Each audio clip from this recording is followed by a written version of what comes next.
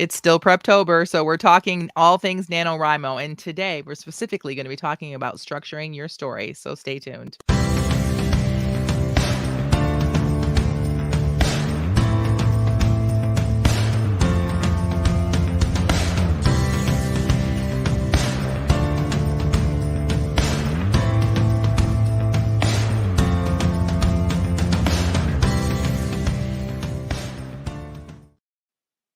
Welcome to the Christian Indie Writers Podcast, where we inform, encourage, and support Christian indie writers on their journey toward publication.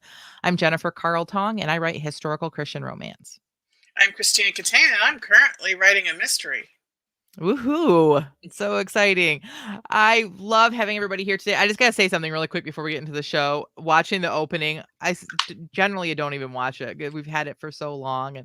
But that last picture, me chewing gum, and if you've never noticed, anybody that has been a fan for a while, I was chewing gum in these photos, and like no one noticed. I didn't even think about it because I used to chew gum so much. And that last picture, it's like right here, it's super obvious. So anyway, our chat is already alive. We got Teresa. Teresa, it's so good to have you here. We've missed you. She says, "Morning, everyone. I'll be listening while cleaning, so I might be quiet, but I'm here.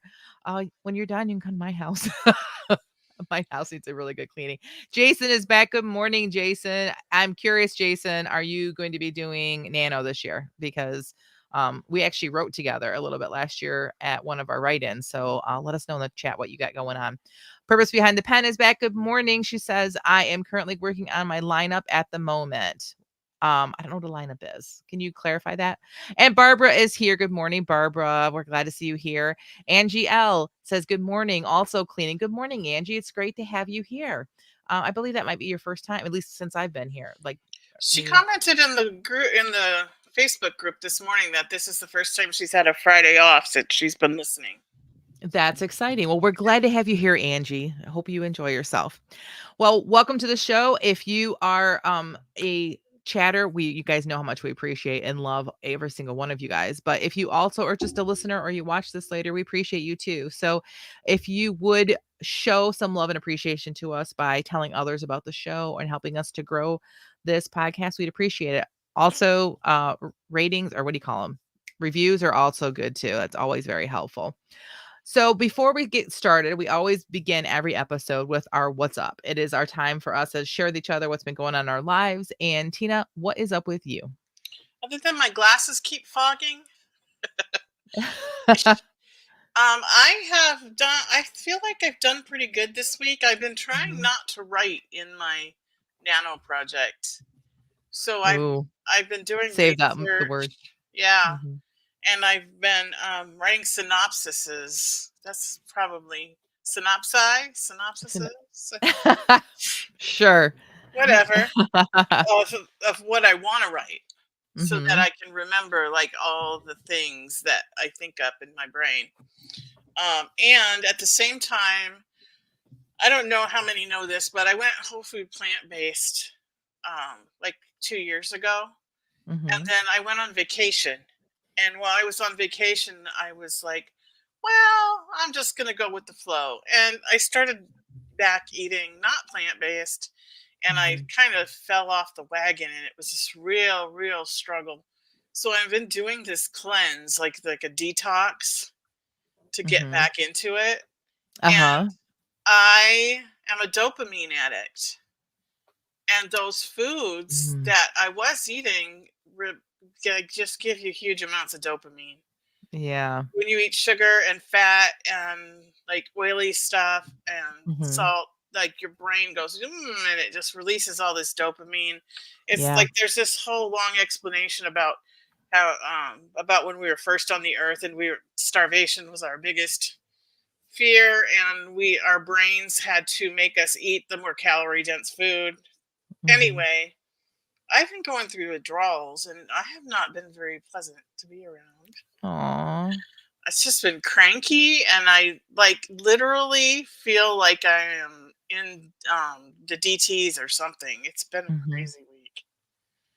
So I've been trying to find some new ways to get some dopamine.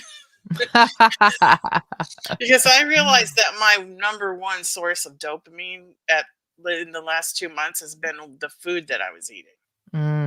So I need to do something else. So Mhm.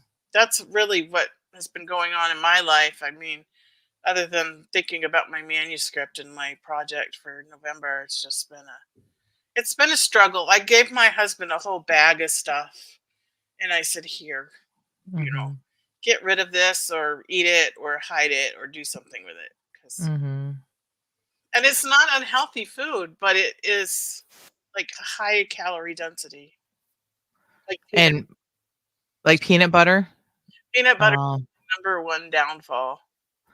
'Cause you can't have the oil too, like even natural oil, like you have I to can like have natural oil, but I'm trying to keep my fat intake down okay. because fat causes insulin resistance. Mhm. And I am trying to reverse my resistance so that I can reverse my diabetes.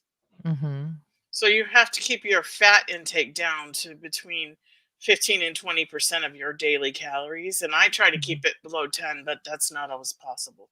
But Mhm. especially if you eat peanut butter. Right. It's like 18 grams of fat per 2 tablespoons. And Yeah. if you've ever wondered how many servings of peanut butter you generally eat on a sandwich, use a tablespoon to measure it and then put it on your sandwich. Mhm. So peanut butter is not a no for me, as long as it doesn't have sugar in it. So talking about the dopamine thing, I don't know about dopamine, but I do know that when I gave up sugar right after cancer. So I had cancer in thyroid cancer in November of 2016. And then that next I couldn't do they did immediate surgery, and then you can't do the radiation until like months later. Like they basically starve your body of hormones so that when they do the radiation, your body like sucks it in, you know. Anyway, went through radiation and then I still felt like garbage no matter what I did. I had at one point that winter, spring, I had a headache for 30 days straight. Nothing was cutting it. The doctor was prescribing things, nothing was cutting it. And everything I read was like, sugar, sugar, sugar. So if I'm like, I'm so sick, I won't even feel the withdrawals. And within a week, I felt better. And, people like I've always had a weight problem. And growing up, people would say, well, just stop eating when you're full. And I was like, when is that? And it Mhm. wasn't until I gave up sugar that I felt that experience. So for me, it's like things, not just sugar though, but things like that have like the bad sweeteners in it make me hungry. It's not just craving. It's like literally my body wants to digest more things. So, but that's a whole nother rabbit hole to get Well, down because you, and my doctor told me that the higher my blood sugar is, the worse my cravings will be.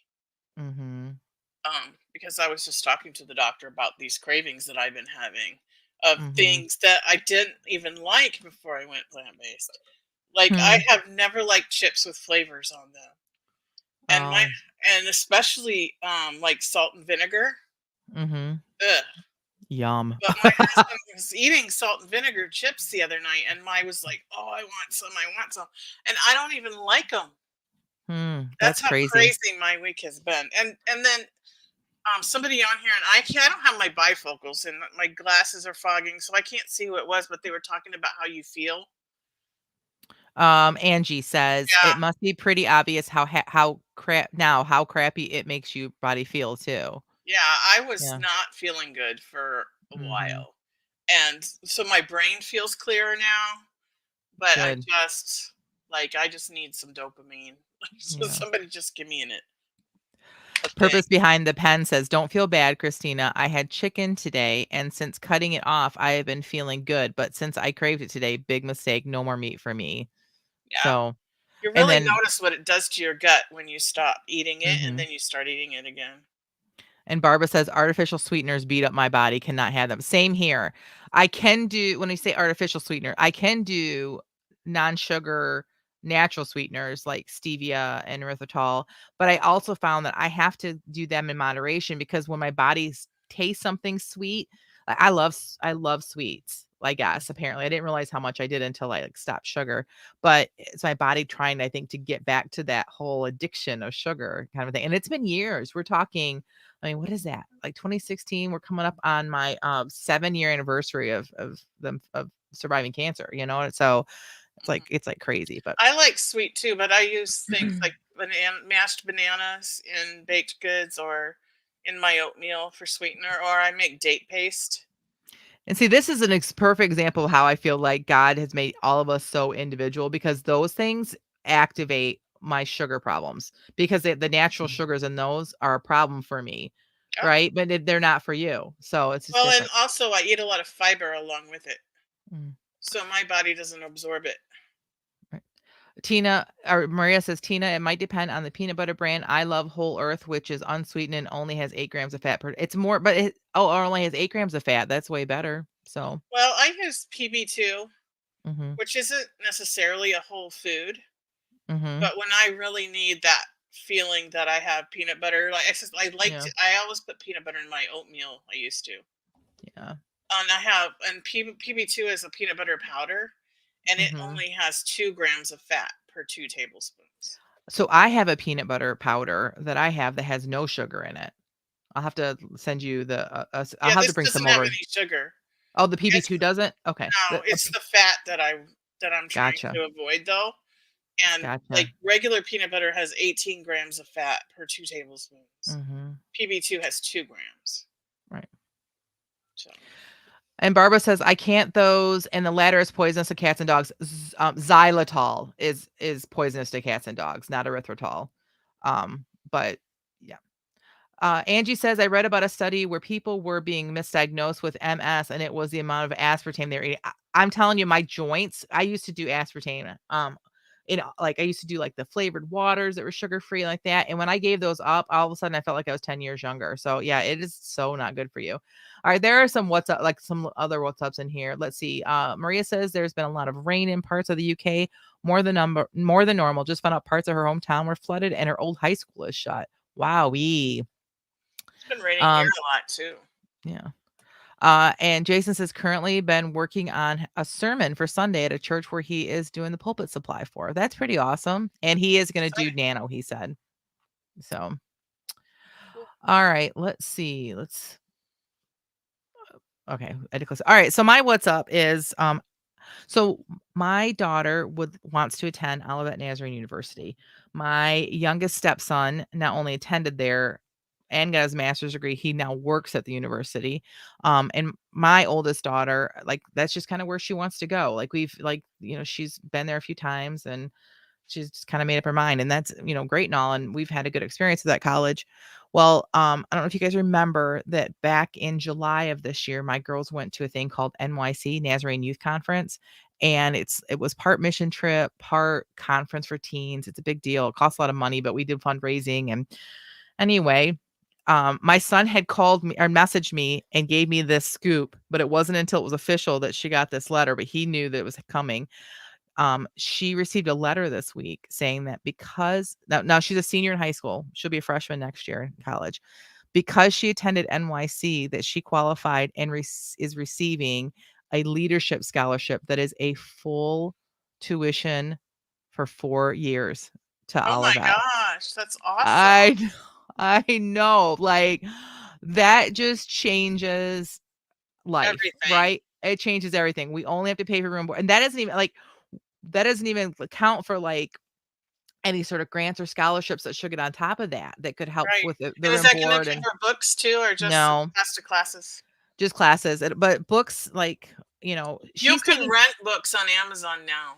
so she's taking classes for Olivet right now. She's in their early scholars program and she's doing fabulous. She's got straight A's. I'm not surprised. Like she's just kind of that kid, and so we had to buy books. And some of the books we bought used on Amazon, some of them we just got Kindle for, but you can do the books very affordably. But yeah, wow. And they sent a sweatshirt to her that's super cute, and this letter of because she's already, so technically since she is in early scholars, she's technically already accepted. Like she really doesn't have to go through any other process other than like filling out the FAFSA for next year. But then this was just like, so they sent this and it was just very exciting for us. And That's so cool. yeah, When yeah. my daughter went there, after the first year was a bit of a struggle, but after Mhm. the first year, she had gotten so many scholarships and grants Mhm. that they were sending her money back at the end of the year because she That's didn't use it awesome. all. That's I really remember when great. she said she wanted to go, that God told me to go to Olivet, and I said, "That's great. God's going to have to pay for it," and He Mhm. did. Well, that's the same thing for my son. So my stepson, he wanted to go too, and we were not in the same financial situation then that we are now. And so that's how we said, we're like, we're just, if God will make a way, right? The advantage he had was that he also has his mom, to help out financially, and we were able to help out some, and he was able, so he did it. Like, now, does he have some debt? Yeah, he has some debt.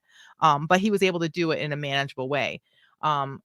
With Joelle, she doesn't have another set of parents that could Right. help. So the grades were, and she had the grades and stuff. And so again, she's got like a 4 point in high school. We do homeschool, but like I make them work, right? So Right. and that shows up the fact that she's got all A's in her college courses so far, right? So I think that And will it help. And helped that my husband's a pastor in the denomination, so she yeah, got like a 25% yeah, off the top. yeah, So that was helpful too. yeah, that is really great. Um, SL Parents says, good morning. Congrats, Jen. God is also, he is so awesome. Thank you. Everyone's saying congratulations. Appreciate all the support, you guys. It is very exciting for us. Yeah, good Barbara job says, as trying to well. figure out a mini nano, too much going on to do the full. Let's see. Yeah, so that's my what's up. So, all right. We ready to do this podcast? Well, does it Tina matter? Tina, that's the second time you said that to me today. So Tina said earlier, she's looking over the outline again, kind of just remembering it. And she's like, I feel like we've already done this episode because we like sat and talked while we were planning it out. So it does kind of feel like we've already done it. But so last week we discussed character development. And it's very important. We believe, at least I believe, Tina, you can speak for yourself, I but I believe it's concur. very, yeah, that you develop your characters first. You need to have a pretty good idea of who they are, what their motivations are, what their I feel like what their hurts are, which if you went to our Facebook group and you went to the file that I uploaded with the questions that I use, like that's included in there. You need to know these things, what motivates your character, because if you don't know your characters well before you start structuring your story, you're not going to know how they're going to respond to the things that you're about to put them through in your story. So, And obviously, there might be some people that do it differently, but mhm, like for general, true, like I can see how somebody who structures the story first, then develops the characters based around right. like what's going to happen. But I think Mhm. to me, it's just easier to do the characters first because then I know Yeah, how they're going to react to what I put in right. there. I mean, basically every episode we do is your results may vary, right? Like, because Right. everybody's an individual. So, Yeah. but I just this wanted is, to make sure that we reiterated, like, if you do it differently than us, it's not wrong. I disagree. It's wrong. It's my way or the highway. Just kidding. All right. So for as the way we see it, plot development is characters first. You should already have those right now, or mostly, because we've been working on them. And then it includes your setting. These are some things that you need to know already. Like, what is your setting going to be? And again, these could each be their own topics, a podcast episode. We just don't have time before Nano. So Yeah. your characters, you need to know your setting, you need to know your time period, any sort of world building, which again, that's a whole nother topic that it could be. Like we could have a whole nother episode just on world building. And we had a special guest, Ben Wolf, on episode 156. So if you want to take a look at that, go back and look up episode 156. And we had a whole episode on world building with him, and that was a great one. So Yeah. if you have all those in place, now it's time to build your skeleton, which because I'm not going to call it outline because I don't want to turn off any of our discovery writers, any of our pantsers, because I really do believe that this is not a divisive topic. This is not like you're a plotter or you're not. These are things that you can think about and work on. And if you're me, you're going to really write it down and use post-it notes and do this. And if you're not, these are still things that you need to just decide as you're getting ready for Nano. Right. I have always called it my scaffolding Ah, I like that. because, like you have the scaffolding and you're going to build this building, but it's Mhm. not built yet. But you know that you need like 3 floors, and you Yeah, know that you need stairs to get to each floor. right. Like,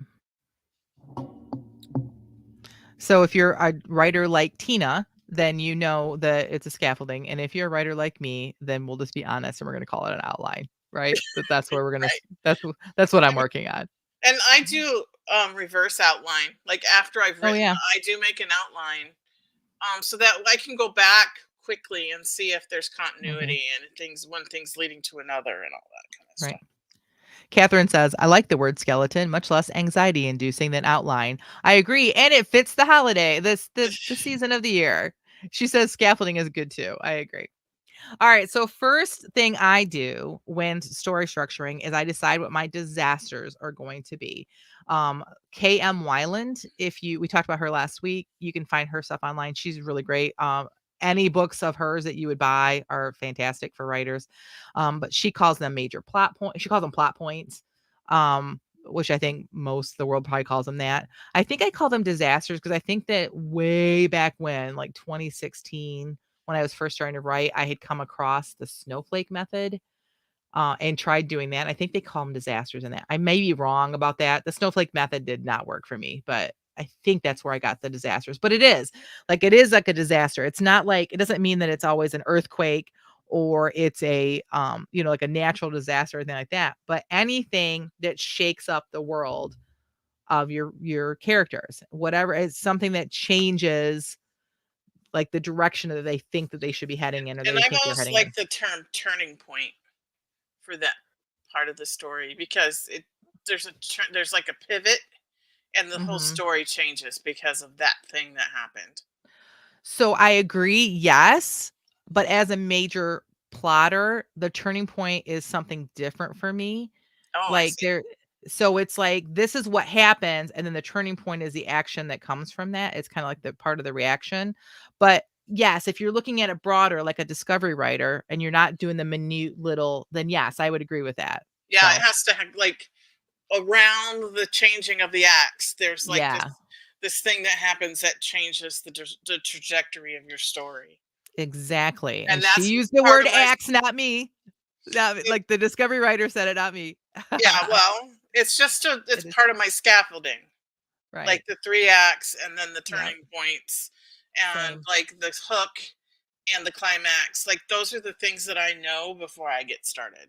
So the disasters or the plot points, there are 3 of them. Just like Tina was like saying, and she's talking about acts, and we'll talk about that kind of in a second here.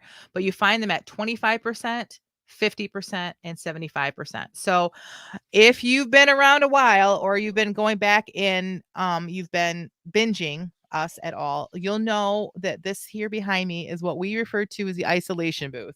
And I will show you why we call it the isolation booth is because at our first writing trip, our writing retreat that we did as this before the podcast, this is what everyone saw when it was time to write.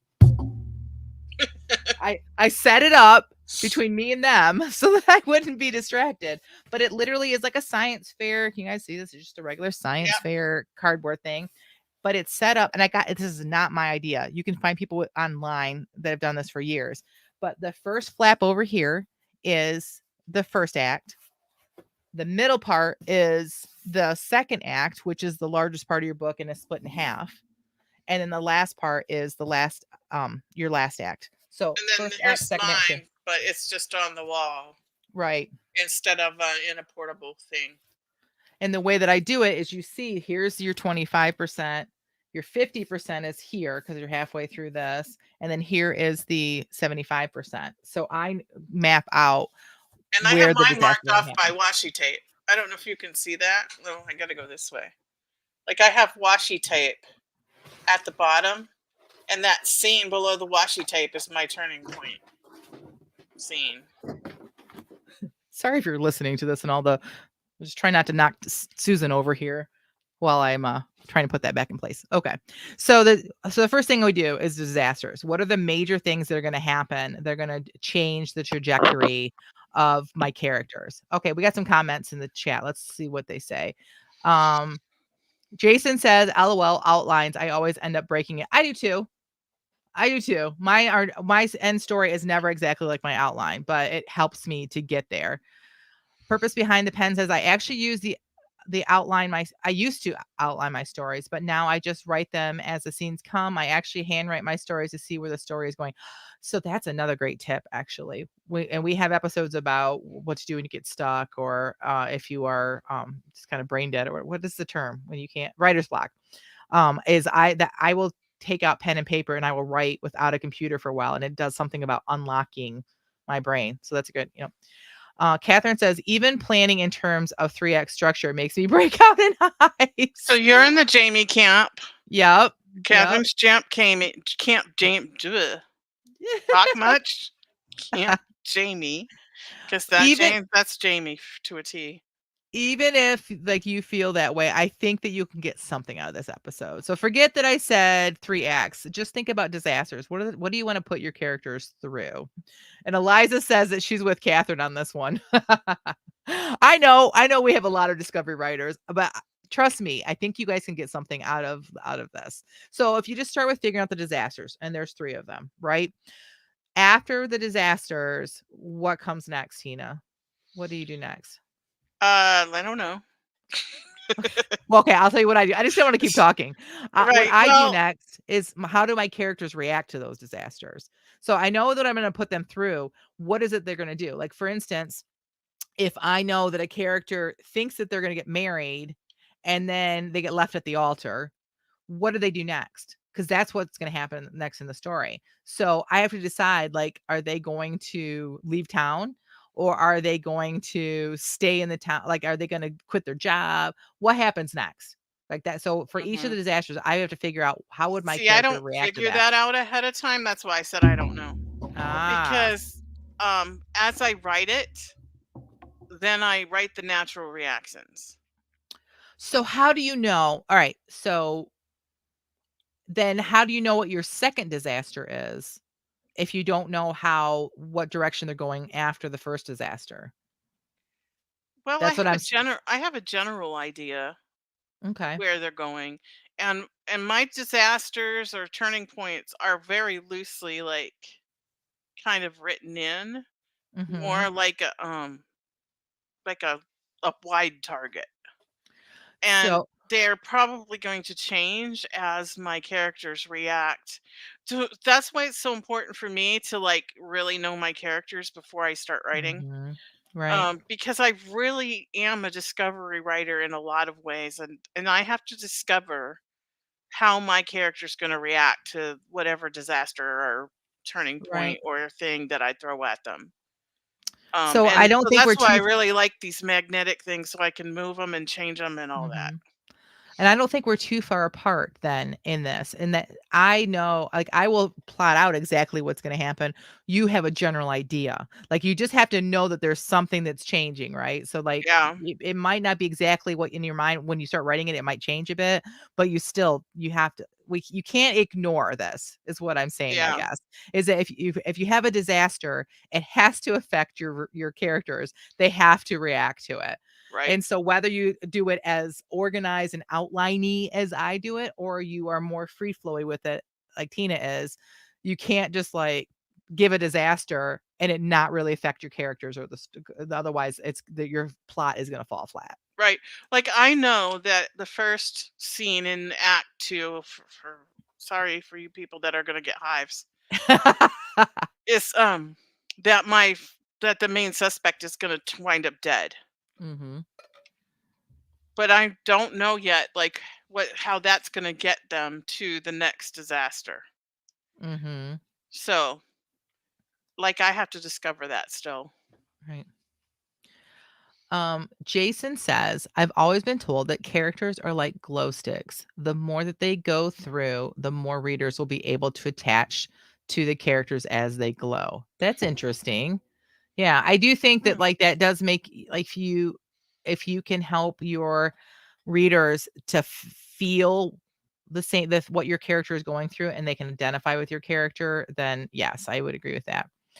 Um Purpose Behind the Pen says, those are my favorite types of stories. When disaster strikes, move to another town, yet disaster will even appear again throughout the story.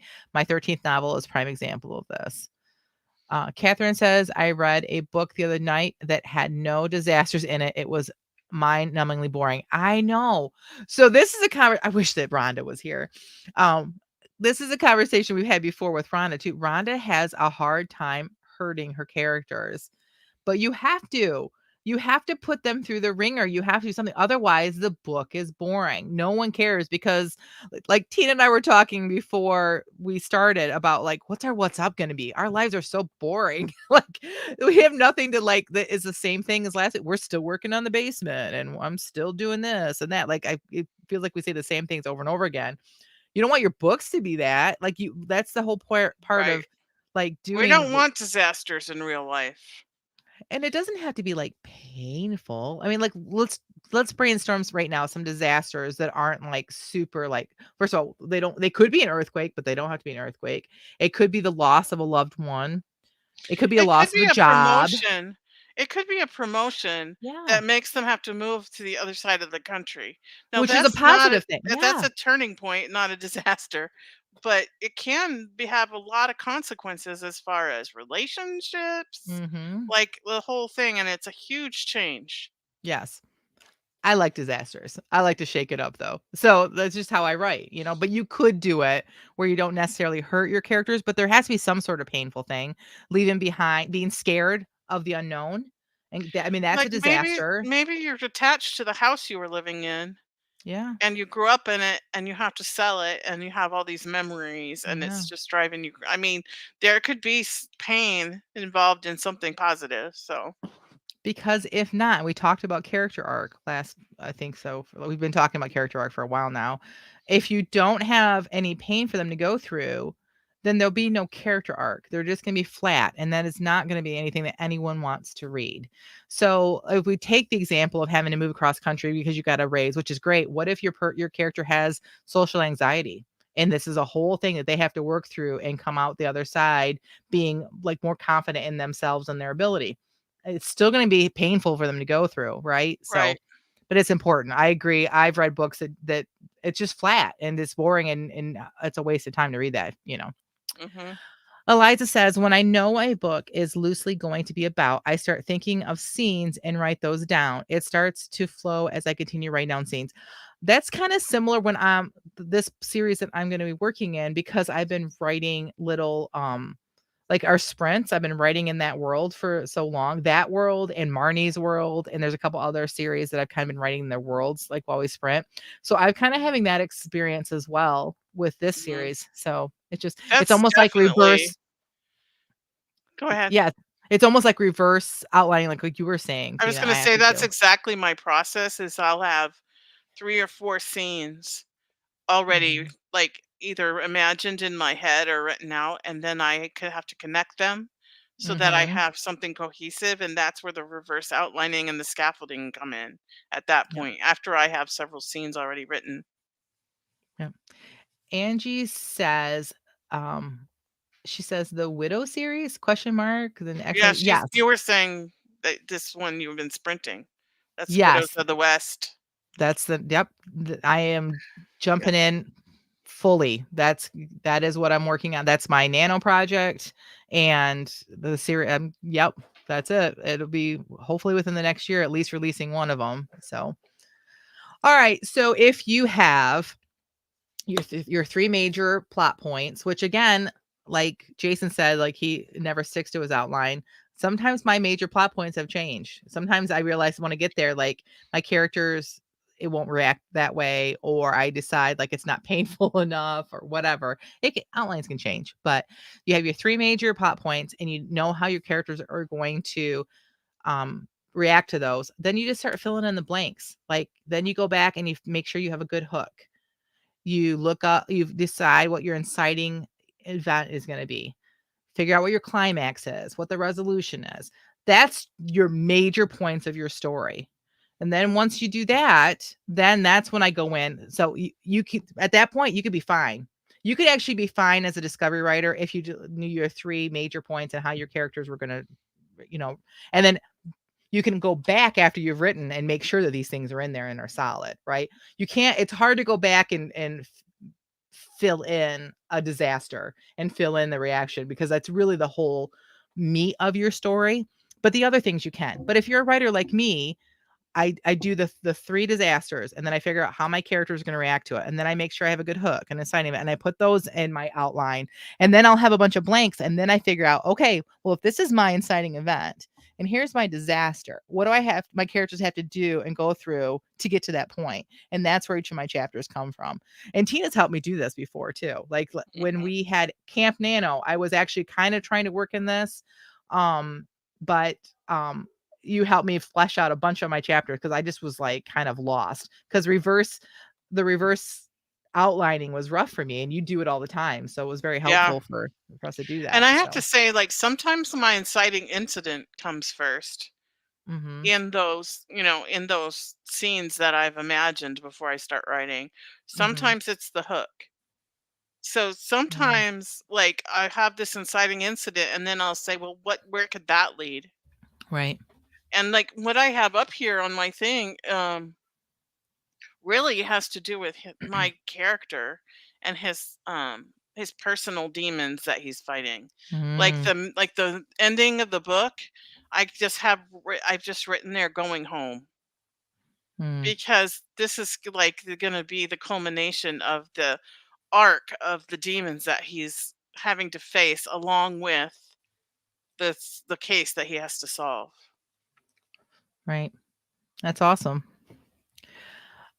Angie said, excuse me, Angie says, "Oh, good. I wish I'd discover you after these books were out, LOL, because you want to binge them? Probably. But you can binge this series because book 4 is coming out and then it's done. Like it's coming out very soon here. So if you haven't read this series, start there. I know it's not old West, but it'd be my style of writing. So, oh, and Catherine says, agreed. You guys are tired of getting the little bits and pieces of these characters. I feel ya. I feel ya. I'm honestly, I feel almost like I've written this first book and I'm ready for book 2. Like I'm ready to like cuz I'm super excited about those characters and getting more into them, but it's just not I'm not ready yet. So, all right. Well, that's exciting. All right, everyone, we've talked about characters and we talked about story structure. So next week is our last week before we officially hit Nano, and we're kind of excited about that episode.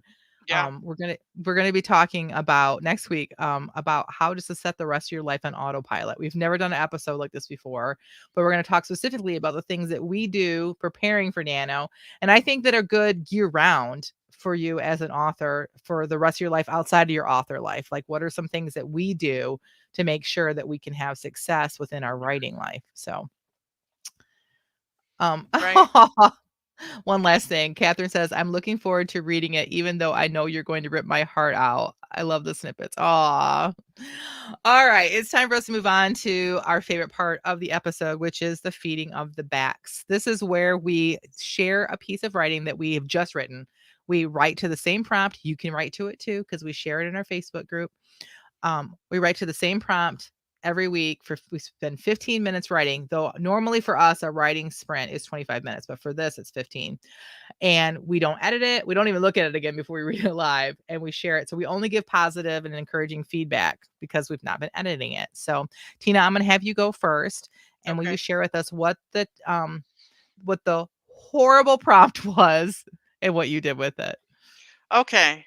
The prompt was skeleton. Which normally I love to blame Tina, but this was mine. I'm Mm. the one that came up with this And horrible you can't one. really blame me, because I use a random word generator, and you came up This with this this was actually me out of thinking, "Oh, your own brain, that's a which great idea." had every intention of using it, but Mhm. I never got there. Really? I Oh, that's didn't. awesome. I was writing, and I never got to that point.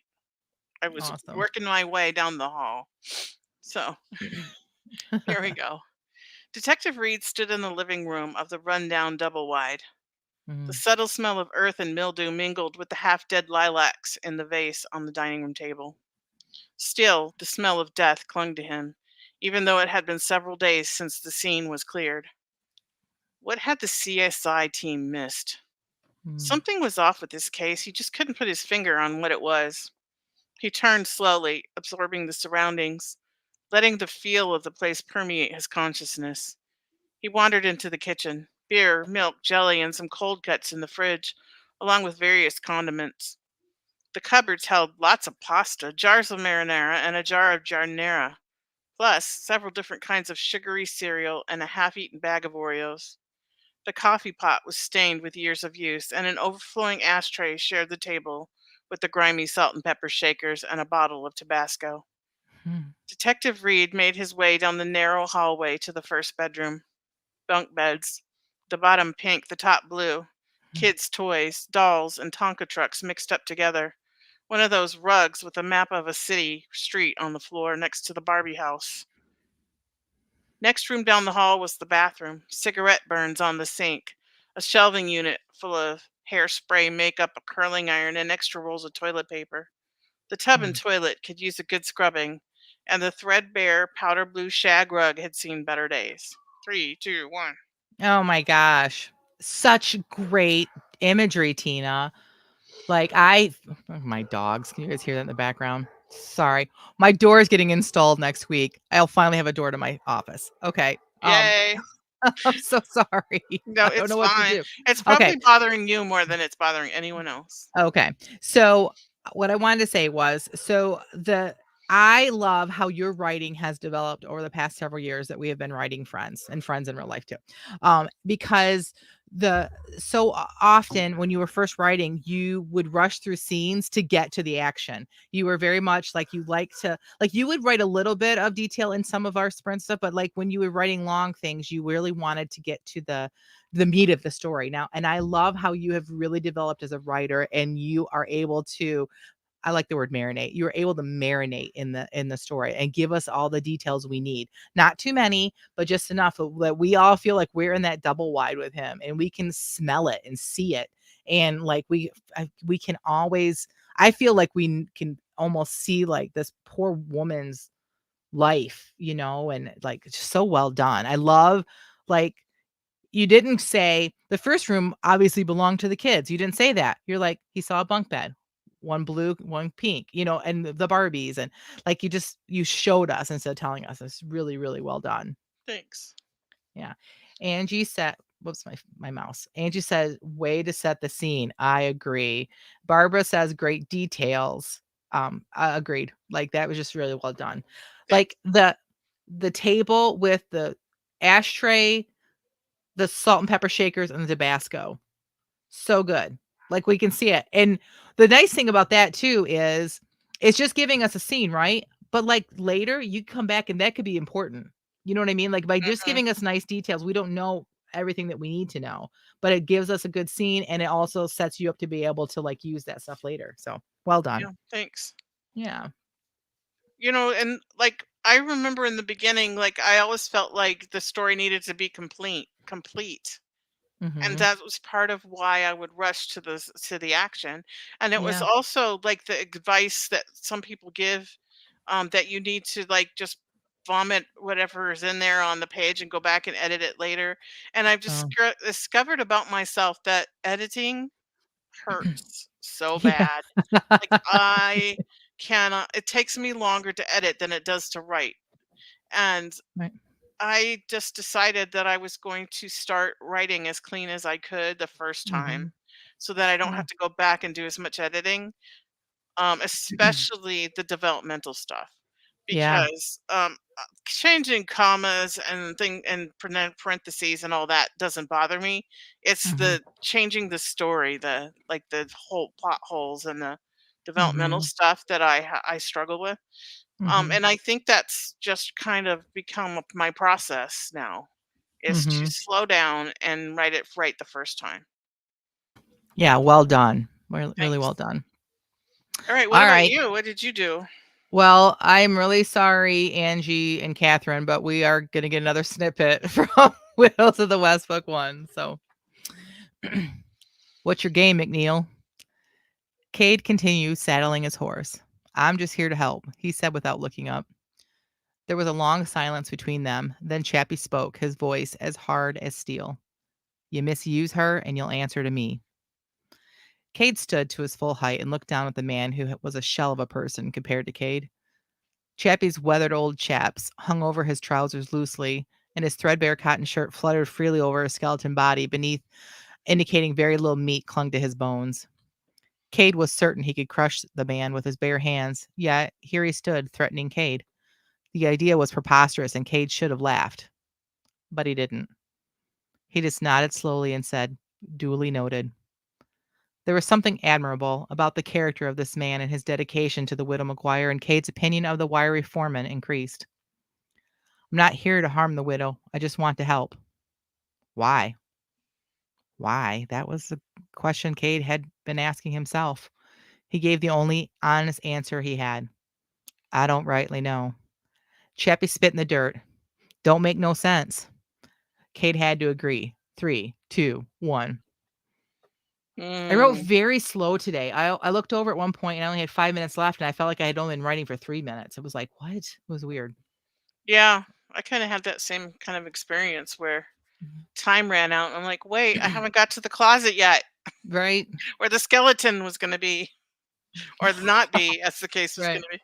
Well, I was going to have him open the closet and go, no skeleton here. That's Um, awesome.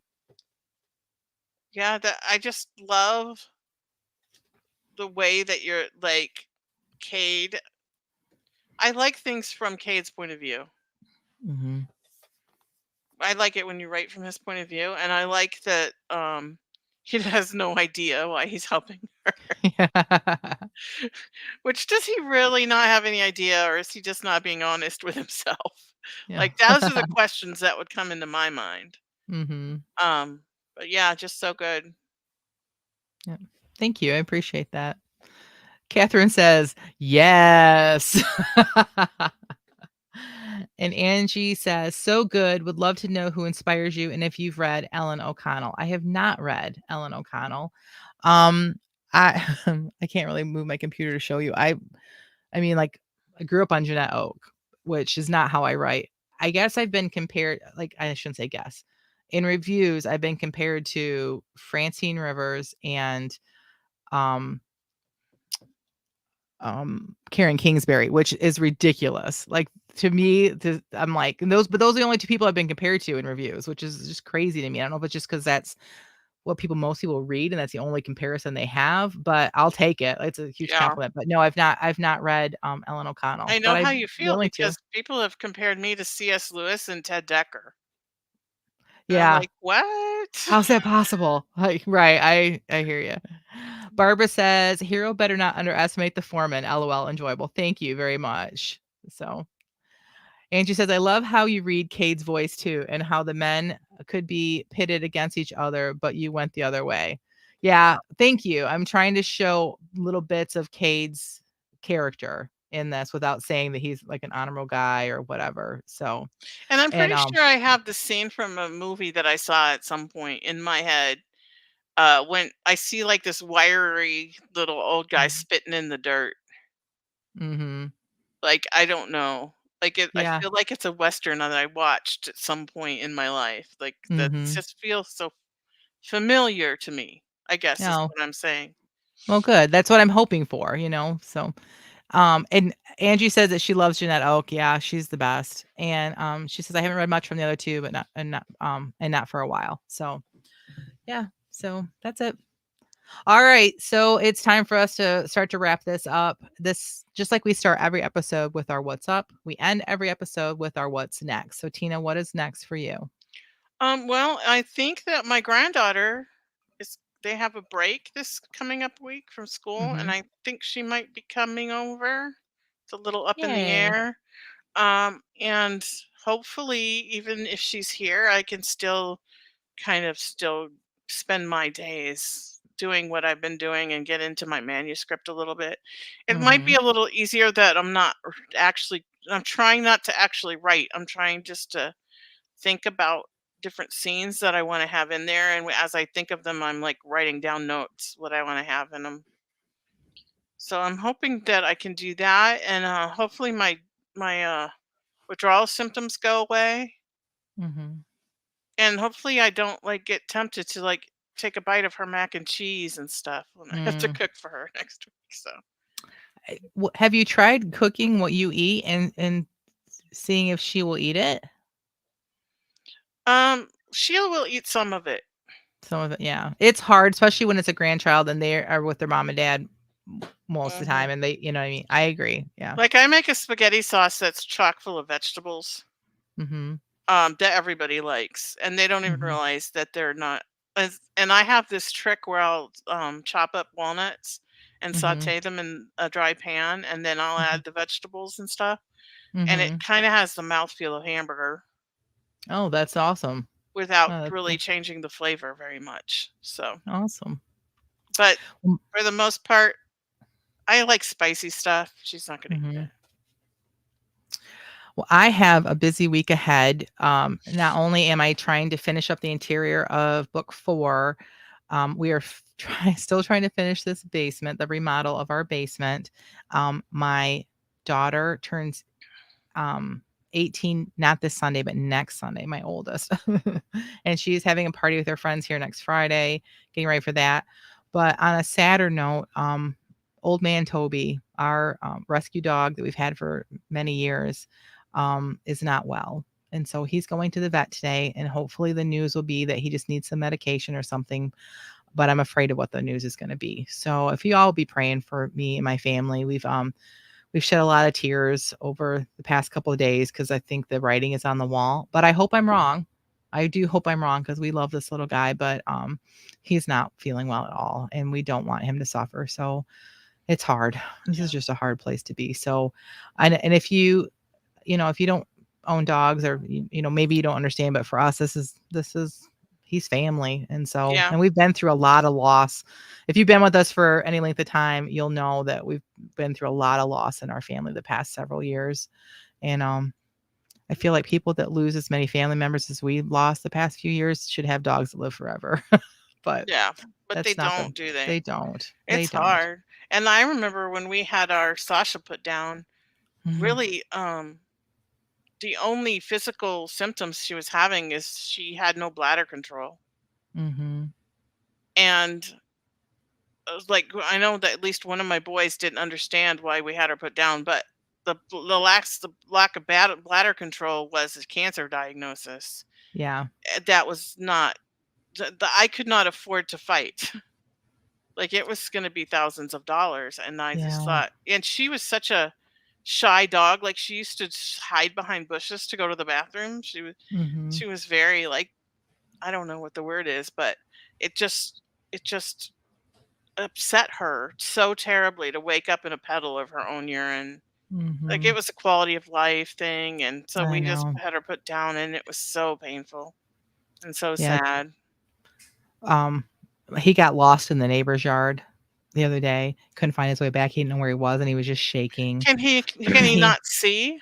he can't see very Yeah, well. I don't know if he can see at all. I think he can see some. He's lost control of his bladder. He, he's having trouble breathing at night. There's a lot going on. yeah. So I just We appreciate had a dog any of with the prayers. glaucoma once, and my mom let her out to use the bathroom in our fenced-in yard, and there was a moose out there, Mm. and she couldn't see it, and it startled her, and she died of a heart attack Aw. from the fear, from the it's hard. It's hard, but God has been so good with us, and what a blessing our pets are to us at the time. And I have nothing biblical to base this on, but there's part of me that just feels like that, the Bible talks about angels being sent like to, and you never know, like, how you treat somebody because it could be an angel unaware. You know what I mean? Like, part of me is kind of like, wonder if God sends angels as pets just to like give us the love that we need at times that humans just can't. I know I have nothing I biblical don't to base know. that on. I know it's a But, ridiculous you thing, but know, it says in Revelations that Jesus is coming back on a horse, so there's gonna be animals yeah, I know. in heaven, so And the maybe lion and the all our lamb pets will be will lay down with each other. yeah. Yep, yep, yep, yep. So So it's probably all symbolic, but I choose to believe there's gonna be yeah. all our animals are gonna be up there. Please don't come at us with theology. We're not here for that. We're here to like make it through this week right now, okay, people? If you want the Okay. theology, go watch my Bible study. There you go. I This agree. is the place. But thank you everybody for the prayers. I appreciate Yeah. it. All right. Well, next week, make sure you join us for it's our final week of Preptober, and we're going to be discussing how to set the rest of your life on autopilot so that you are ready for NaNoWriMo. But until then, may your pen be prolific, May your deadlines be met, and may all of your words honor Christ. Thank you, everyone. Bye.